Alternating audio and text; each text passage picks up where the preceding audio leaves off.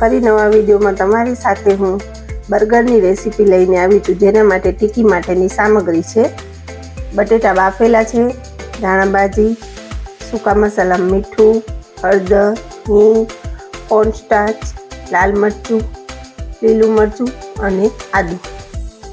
હવે આ બધો બટેટા આપણે છે તે ક્રશ કરી અને પછી આમાં એડ કરવાનું અને એની ટિક્કી બનાવવાની.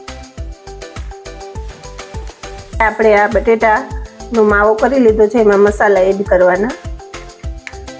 થોડીક હળદર, સ્વાદ પ્રમાણે મીઠું, થોડુંક લાલ મરચું, થોડીક હિંગ, લીલા મરચાં, આદુ અને કોર્નસ્ટાર્ચ.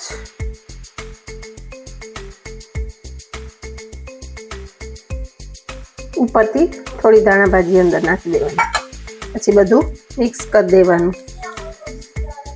હવે આપણે બધું મસાલો અંદર એડ કરીને મિક્સ થઈ ગયું છે. હવે એની આપણે ગોળ ગોળ ટિક્કી બનાવી લેવાની બર્ગર માટે.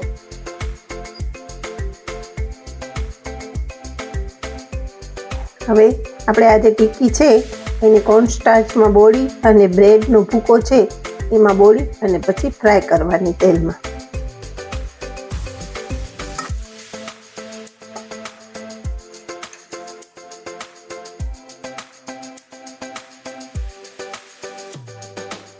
આપણી ટિક્કી બધી રેડી કરી લીધી છે. હવે એને આપણે ફ્રાય કરી લઈશું.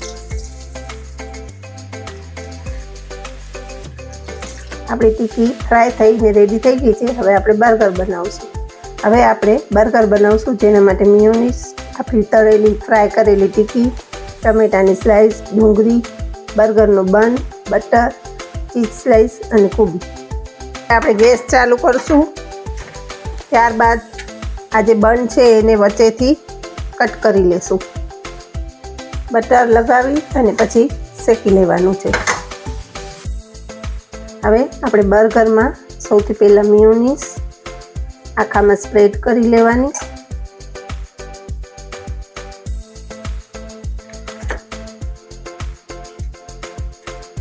ત્યારબાદ સોસ, ટમેટો સોસ છે,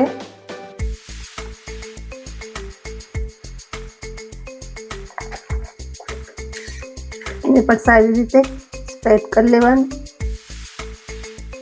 ત્યાર પછી કોબી, પછી આપણી ટિક્કી, પછી તેના ઉપર ચીઝ સ્લાઇસ.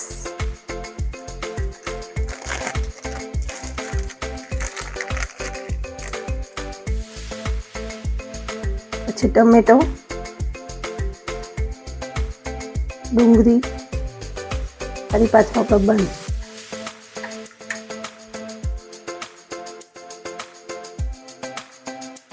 મેં સ્પેશિયલ બર્ગર રેડી છે. હાલો આપણે પહેલા ટેસ્ટ કરીએ કેવો છે.